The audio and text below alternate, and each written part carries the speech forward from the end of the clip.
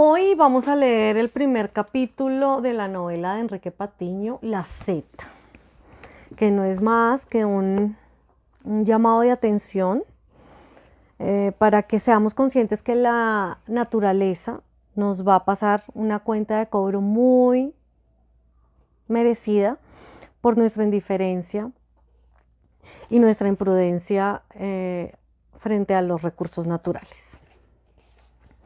Primer capítulo.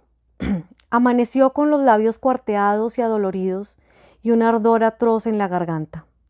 Le costó moverse, apretujado como estaba bajo las latas de zinc y la lámina de icopor que cubrían el agujero en el que permanecía oculto. Le dolía respirar. Le lastimaba incluso la posibilidad de arrastrarse fuera del agujero. Se imaginó haciéndolo y no logró concebirlo. Se sentía en el límite de sus fuerzas. Hoy se acabará, pensó. Cumplía ya el segundo día de movilidad, pero los foráneos continuaban rondando. Uno de ellos incluso había pisado la lámina de zinc que lo cubría, pero evitó seguir avanzando debido a la fragilidad del metal y al estruendo que causó en ese paraje a merced del viento. Ninguno de los súbitos visitantes buscaba ni el metal ni la basura que rodeaba el lugar. Por eso siguieron de largo, y sin embargo aún no se iban de la zona. Los escuchaba. Estaban a 200 metros. Ese era el cálculo que podía aventurar a partir de los sonidos que le llegaban en los momentos sin viento, cuando sus oídos escuchaban más allá del ulular de sirena triste que lo asorbaba cuando el viento se filtraba entre las latas oxidadas. No se atrevía a mover la lata para fisgonear cuántos eran, pero había escuchado al menos una decena de voces distintas y podía deducir en qué lugar se encontraba, porque en la quietud la llanura recogía con transparencia la nitidez de los sonidos, y además él se había adaptado a arrastrarlos como animal en peligro.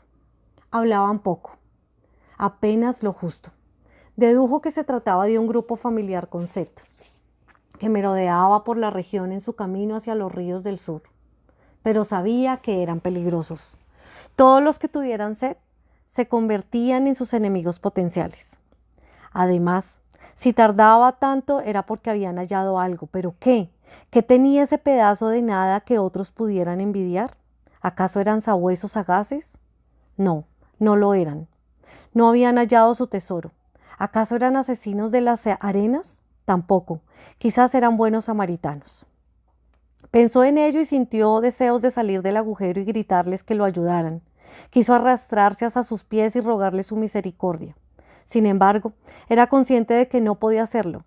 No solo no lo socorrerían, sino que casi con total seguridad sacrificarían así la esperanza de que se fueran sin descubrir su secreto.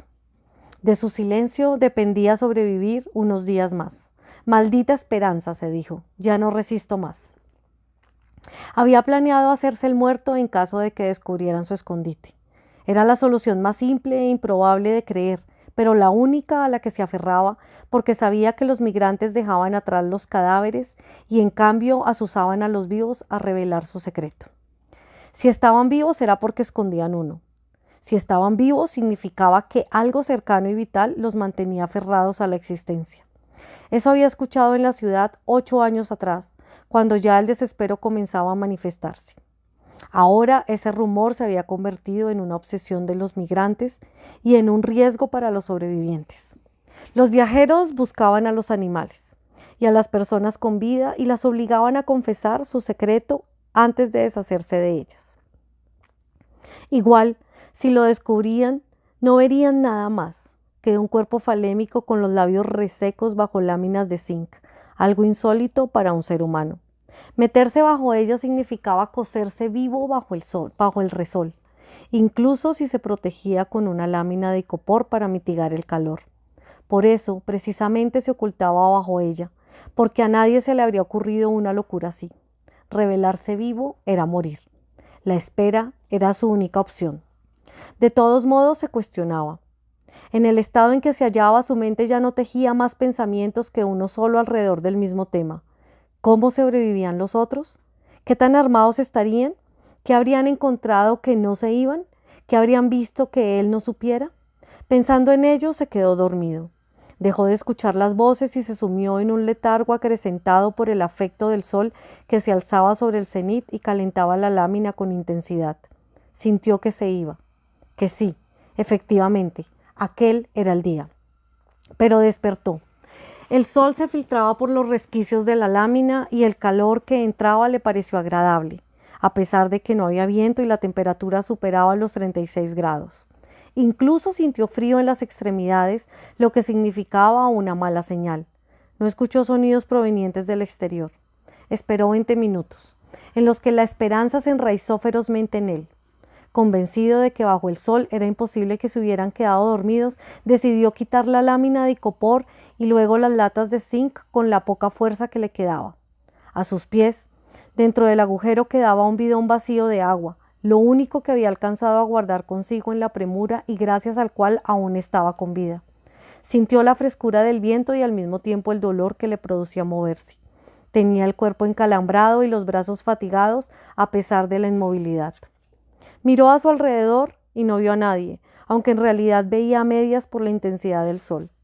El brillo de la tierra erosionada y la falta de costumbre de sus ojos luego de permanecer 2 días bajo la superficie. Entonces volvió a sentir el desespero, la angustia viva, la llama que le calcinaba el cuerpo, la sed. Había desistido de la posibilidad de vivir, pero la esperanza de soportar un día más avivó su deseo de beber. Se arrastró, aunque en realidad intentaba correr hacia el basurero, en el que se amontonaba una pila de plástico inservible, el material más despreciado por los forasteros, y al que nunca se acercaban a menos que hubiera plásticos negros para tender o palangas y bidones para acarrear líquidos. Pero también allí había apelado el método de espantar con lo menos obvio a los foráneos. Se trataba de una pila de botellas aplastadas, frascos, trozos de sillas, carpetas, controles rotos de electrodomésticos, canastas partidas de refrescos, bolsas deshilachadas, empaques, estuches de discos, ornamentos, portarretratos y enseres acumulados. Todo estaba fragmentado, inservible, y era evidente que nada aportaba a nadie, por lo que quien se acercara vería apenas un pequeño caos más en un mundo acostumbrado al caos. Para su fortuna, tampoco el grupo de viajeros había tratado de hacer algo con los restos de plástico. Desmontó una esquina del montículo y se abrió campo hacia las profundidades del arrume, mientras algunas piezas del basurero le caían encima.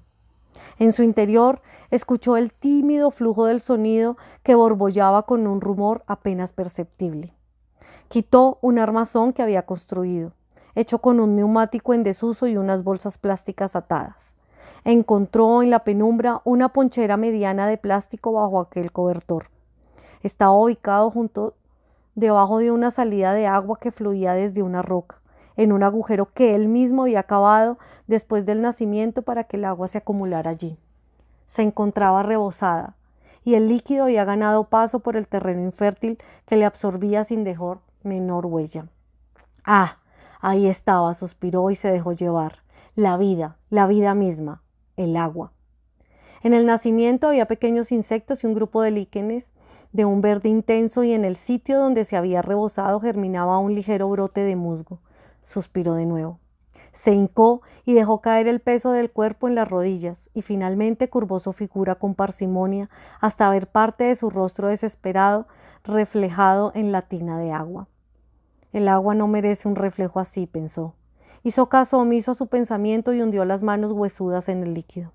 Era agua pura, pero por el terreno llegaba a él con un fuerte sabor mineral y ligeros sedimentos. En realidad solo la destapaba cuando el sol había mermado su presencia y estaba seguro de que nadie lo veía. Pero hoy era un caso excepcional y no se sentía capaz de esperar más tiempo. Dejó sumergidas en el líquido las manos curtidas por el polvo para desgregar el barro, pero no esperó a lavárselas y sin controlarse más bebió a manotadas llenas. Sintió que la garganta se le desgarraba. Ni siquiera percibió el sabor a tierra, sino el dolor de beber, la ausencia de saliva, la angustia de no poder ahogarse en agua y al mismo tiempo la necesidad sin tregua de saciar su sed. Quería llorar. De dolor, de felicidad, de rabia. Llorar por la angustia acumulada, pero no tenía lágrimas. No le quedaba ninguna. Y así Enrique Patiño nos sigue contando situaciones extremas que tuvieron que vivir los personajes. Esto es solo un llamado de atención para que tomar un vaso de agua no sea una utopía.